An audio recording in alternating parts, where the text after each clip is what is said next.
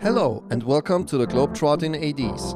This podcast serves as a resource for athletic directors, activity coordinators, coaches, and program associates based in international schools throughout the world. The topics of this podcast aim to help ADs and ACs gain insights and ideas to help educators thrive in their school roles and develop professionally. You're welcome to join our hosts for enlightening, informative, and fun interviews with people working in this field around the world.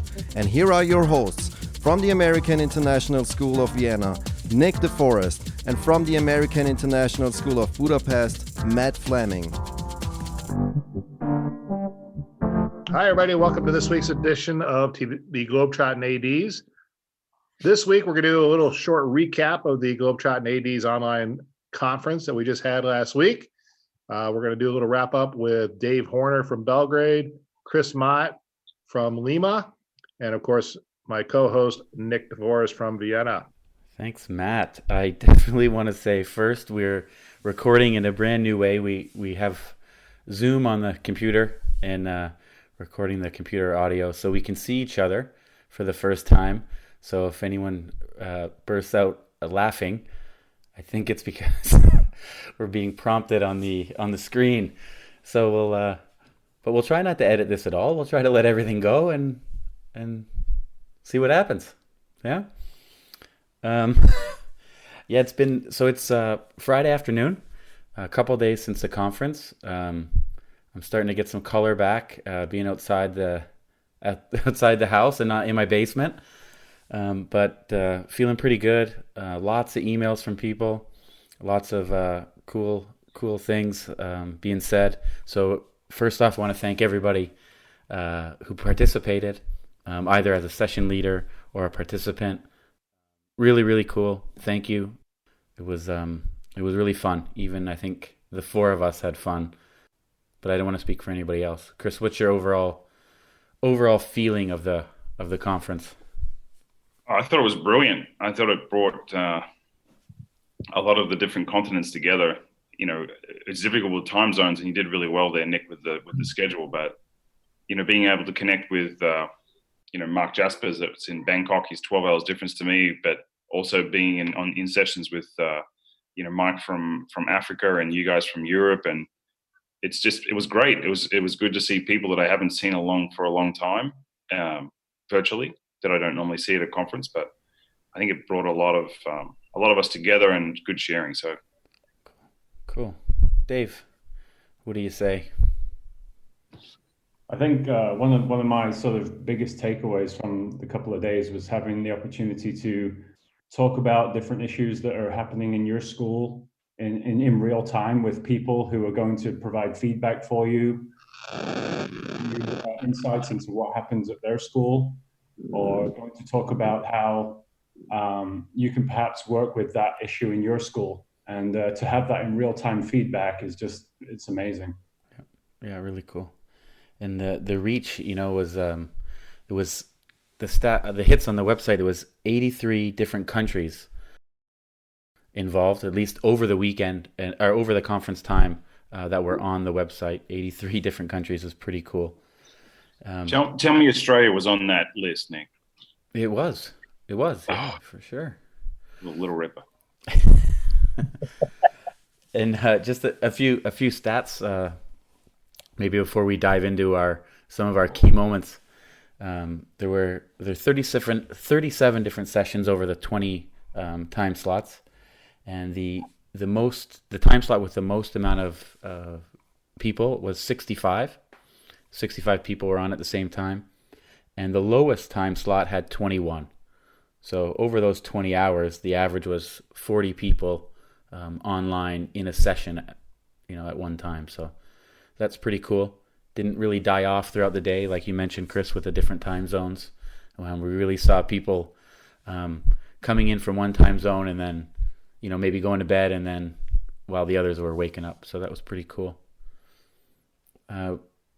Do you want to start with that, Chris? That one email that we want to read was pretty cool, and maybe I think I was mentioning to all of you earlier that the why, or why did we come about this? Where did it come from? Was it just just because someone was bored in a basement, or did it have a purpose? And this morning, we all received an email from Mike Denef, and I just wanted to share it with everybody, or all your listeners, because I think it kind of highlights what was born out of the conference and what we really all gained. And I would totally agree with everything he says. So hope it's okay, Mike, but beyond the information and the expertise involved, perhaps the most important positive result of this particular initiative was a sense of purpose and connection it provided to athletic directors around the globe during this very confusing and somewhat scary era.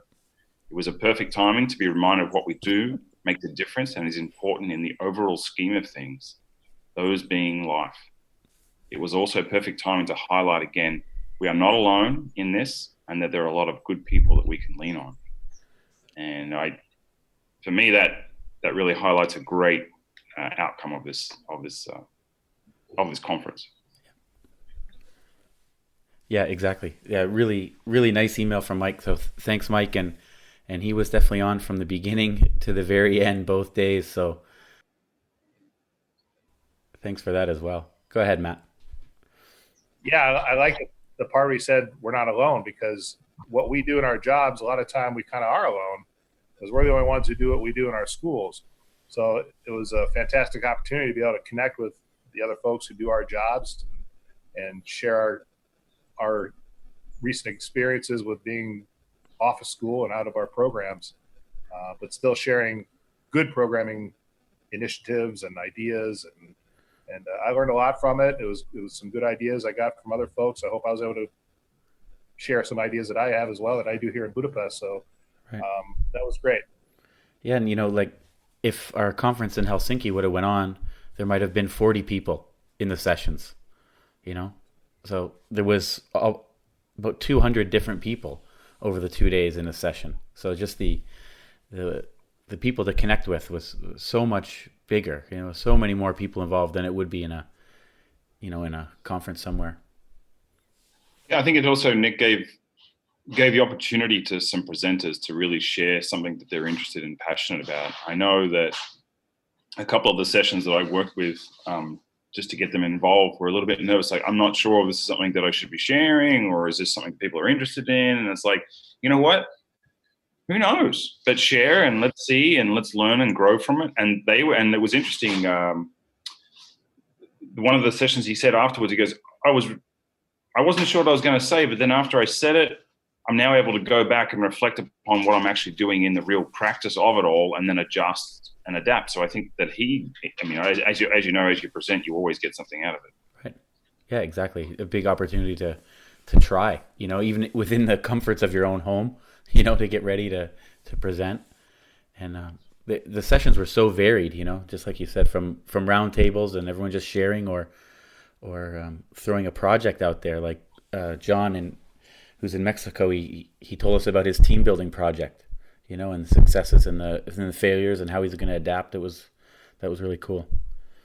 So we have some kind of talking points. Our funniest moment, our favorite session, maybe the hardest part of what we did over those 2 days, because we were in constant contact, right? The four of us, with WhatsApp and everything back and forth. But anybody want to kick us off with any one of those?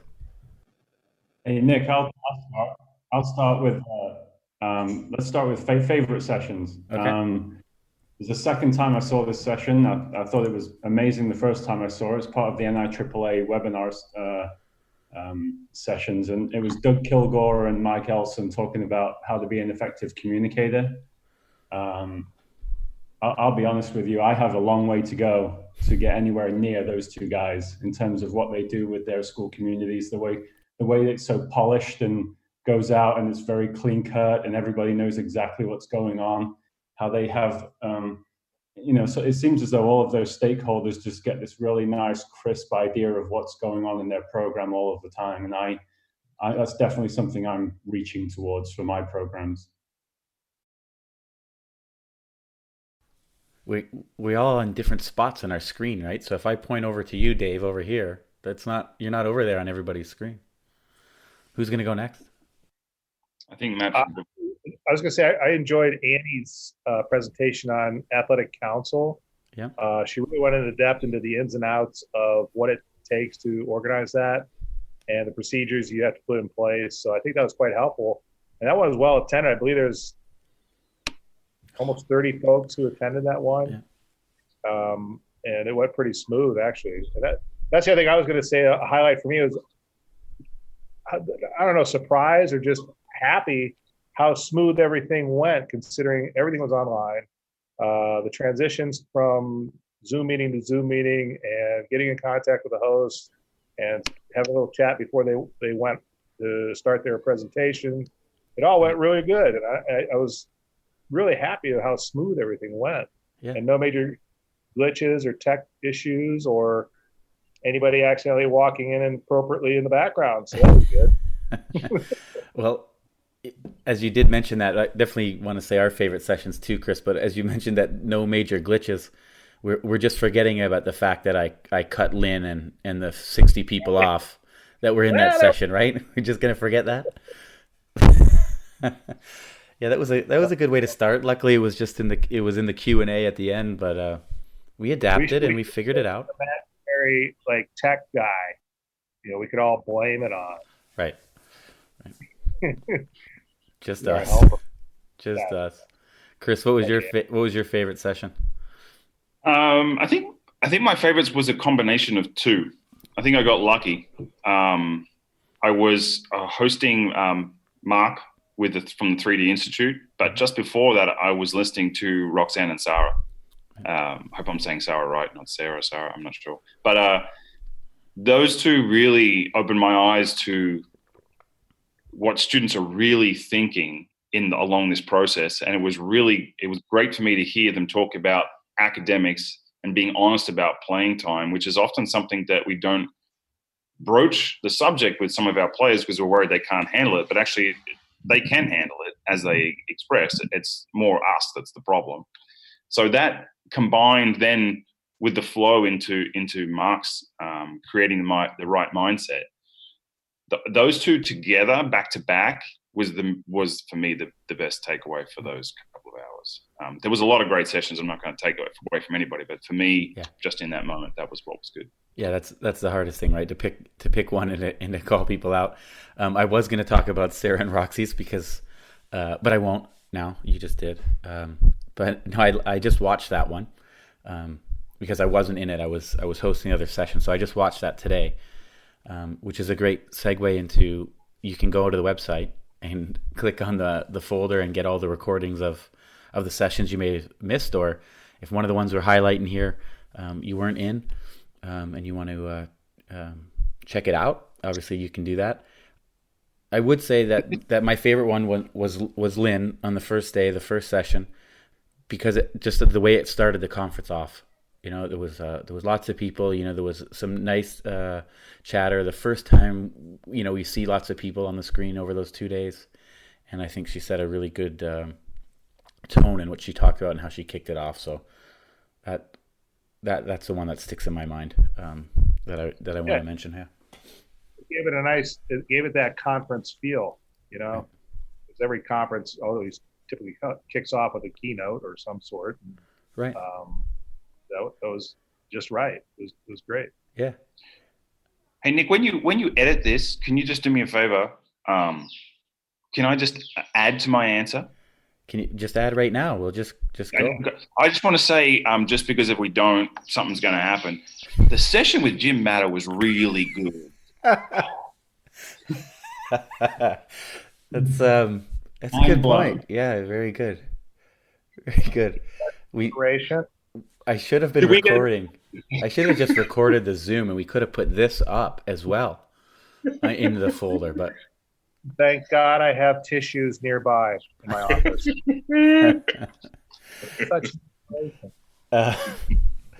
Well, Matt, you mentioned a conference feel, and that was one thing we were talking about before: how to make it feel like a conference. What the four of us talked. What could we add in there?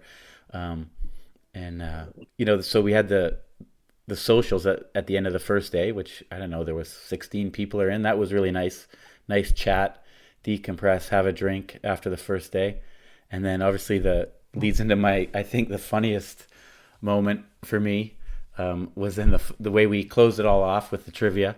Not because it was particularly well run, or I did very well in the trivia, but it was just a a good time and a nice relaxing way to close it out, and kind of like we probably could have planned a little, maybe done a dry run of some sort, but that was sometimes good. It's fun, a little more fun when it's live. No, the trivia was a mystery. Yeah. We had to improvise. It worked. Didn't record it either. Probably should have. But that's cool. What about the worst? Was there something a downside for anybody? Not about a particular session or person or whatever like that, but just the way we go ahead, Dave. Well, I think just thinking about, one of the hard things about running this type of conference is, the four of us are charged with being the host of a room, helping out the person that's going to present. It means a lot of time sitting in your chair. So I know I had a great time with my intermittent fasting regime. Right. A couple of lunches, dropped a couple of pounds. So now I've got the pending Globetrottin AD intermittent fasting regime going. But that was probably the hardest thing for me, was trying to get up and move around when the conference is going long days, and I don't have a bike behind my computer, Nick, so. Yeah. A couple of us had bikes out. Yeah, that was that helped. Some jumping jacks. Chris is doing some jumping jacks right now, and yeah. I have to admit, I did walk in place because I was like, oh, they got a bike. I got to do something. I got to move. I got to get my steps in. Well, when I came up, I mean, that would be the only thing. Same for me, Dave, was just being down here in my basement so much.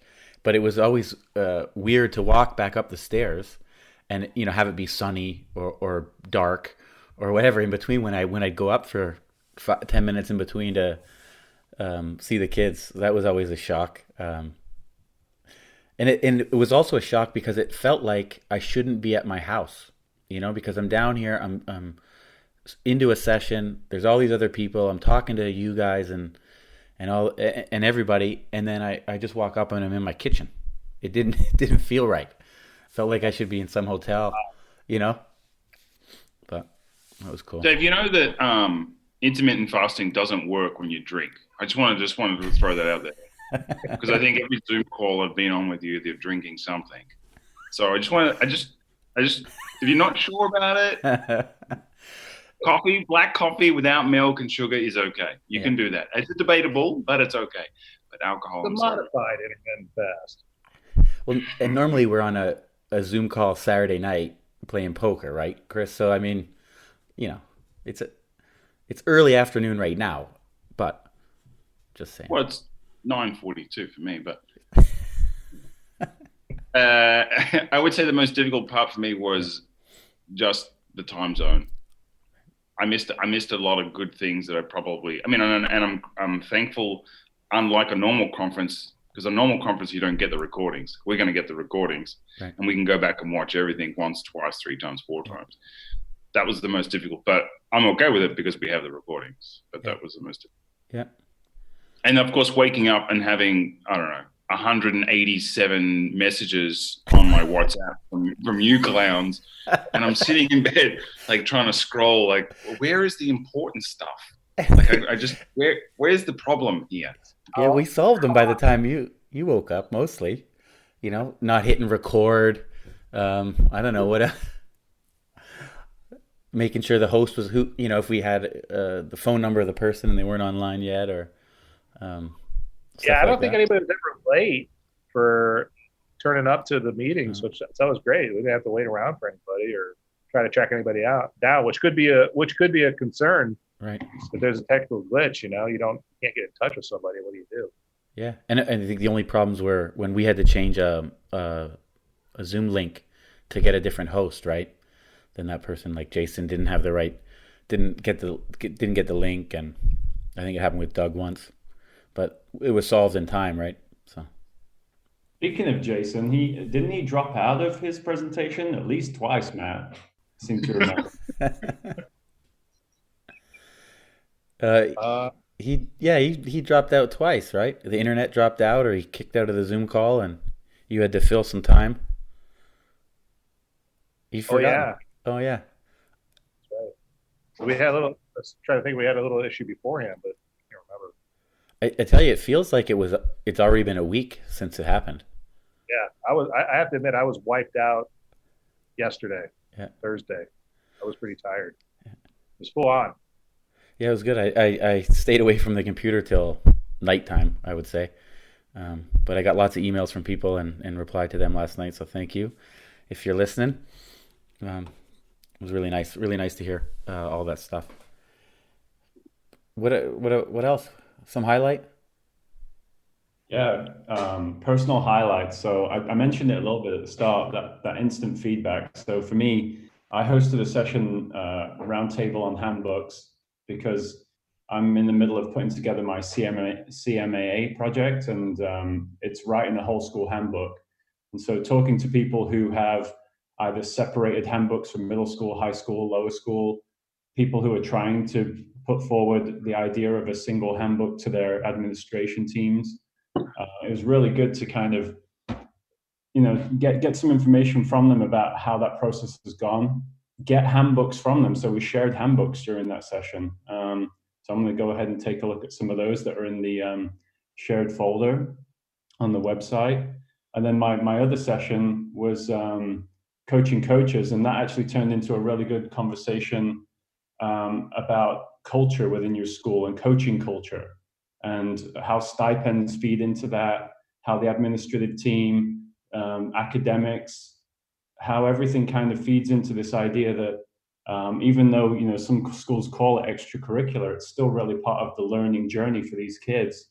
And how do you build that into your program? So for me, completely selfish, but managed to get 2 great sessions out about things that I'm dealing with in my school, and maybe other people are as well. Yeah. And get that instant feedback and get those resources.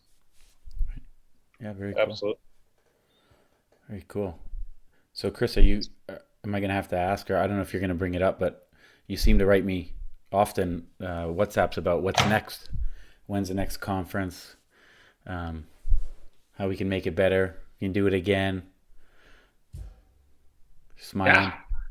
Yeah, of course. I mean, we it was brilliant. We pulled that off in 3 weeks. So in another 3 weeks, we have another one, or? Well, if we want to, we could. No. I don't know. I'm interested in doing it again. I think it would be great, and I think at least one more online. And yeah. I even mentioned to you when should we do a live one? Yeah. I mean, that would be cool to bring international athletic administrators together from around the world in one place. I'm not sure where that place would be, or that's how central, but I know that this time of the year right now in quarantine works and everybody has time. So probably, May or June next year would make the most sense. I'm not sure, but absolutely we need to do it again. Yeah. Or maybe fall, depending on how things go in a lot of countries, right? Right. If we're back. Just feeding into that, Chris, as well. Like you were talking about at the start, how perhaps some people weren't 100% confident on the thing that they were presenting, or they hadn't presented prior. Maybe this has given those people a little bit more of a sense of security, and that they're in their own home. They've got notes in front of them. They can really give it a good try and a good go in through this virtual setting. Absolutely. Well, absolutely. I mean, absolutely. And then there was also an email that came through yesterday. I can't remember his name, but he already said next time you do it, I'm presenting. Like, absolutely, count me in. I'll do it. And I think that's brilliant. And I think people need that opportunity to share and see that it's scary, but it's good for people to share and understand, and because I mean, like, we're all the same. I know that we want to learn as much as we possibly can. We want to be a sponge and soak it up. We want to provide the vehicle for people to be able to do those things. And I think this will help people to drive it in. Yeah, very cool. Very cool. I know I definitely want to present. Swag bag, Nick. What's that? Sorry. I didn't get a swag bag. No, yeah, that we need to work on that. But that's good because this is just us thinking about it. But we definitely put a couple of questions in the conference survey that's linked to the website now, and it'd be great if people went and filled it in. Not all the questions are mandatory, so you don't have to write a lot, but you definitely can. And one of the questions is asking, how we can improve for the next time, or how we can change it. So we're not just looking for pats on the back, of course. If some good constructive criticism and honest, thoughts about how we can what we should change are really appreciated. So that would be great. And I think it'd be good, Nick, to also mention that Matt's pretty sensitive about how the quiz session went. So if we could not bring that up again, I think it would be. And I was hardest on myself, I believe. Just so I gave myself a pretty harsh review in the feedback form. Right. But I think Matt did offer to do a session at the next conference called "How to Run Quiz Sessions on Online Conferences." Maybe Nora could fill in a survey under someone else's name about the quiz, because she was in for a minute, right? Like I saw you in there for, I don't know, 1 question, 2 questions, then you jumped out. You had enough. Yeah. I just want the Molly session too. I just made me think of when I said about Nora there, that we saw lots of kids come in, wave, say hi. My kids came down a couple of times. Saw a dog sitting on a lap. We saw, I think Jim showed us his cat for one session. And then we got a mom, right? That was pretty cool. Yeah. Somebody's mom in the kitchen. They're making lunch. Yeah. So yeah, nothing else too crazy. No crazy backgrounds. Nothing inappropriate. All above board. Till the end. Till the trivia. No. Wait. Closing. I think we've gone on enough on this off the cuff summary of the conference, but it was a lot of fun. I think writing with you guys back and forth and talking before the sessions and things like that. It was a really cool outlet and was absolutely what I needed. So we'll have to think about how to make a digital goodie bag next time. I don't know what that would be. Digital swag bag. Yeah. Ideas. Keep the ideas coming. Presenters should definitely fill in the survey. Put your address in there. I definitely have something small that'll mail out. Yeah, we'll work on that for sure. Raffle. We didn't do a raffle. That's Jim. Put Jim on that next time. That's his go-to. Mr. Raffle himself. Might raffle the cat. All right. Dave. All right. Dave, Chris, Matt, final thoughts? Nothing. Let's get out of here. You got a barbecue happening, Matt. Dave needs to fill up his cup. Chris, have breakfast. And I need to make some dinner. All right. Hey, guys. Nick, can I just say one more thing before you go? Nick, I just want to say thanks, mate, because you really drove this. You spent hours and hours and hours and hours in your basement coming up with things and probing us for information and really taking the time to make sure everything was covered. What can we do extra and how can we do this and what is that going to look like? And I know you're still going to work hours and hours and hours with all the recordings and the certificates and the messaging out, and you really deserve a huge congratulations on what you achieved, mate. So from me, and I'm sure from Matt and Dave, congratulations on a job well done.